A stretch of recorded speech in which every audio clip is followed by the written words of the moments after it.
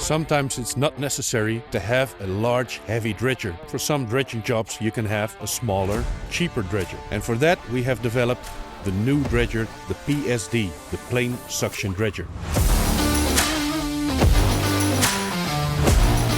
A plain suction dredger uses jet water instead of a cutter. And this principle gives you an economical and yet still powerful dredger. This dredger does not require a highly experienced crew.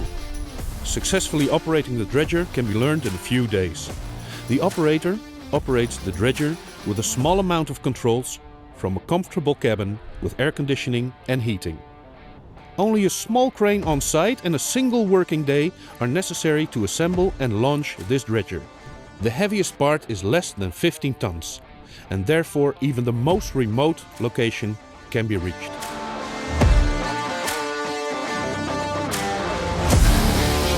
The absence of hydraulics and raw water cooling makes this dredger very maintenance friendly. If parts need to be replaced, this is an easy task and can be done with very little downtime. For dredging in loose soil, this PSD design is your perfect fit.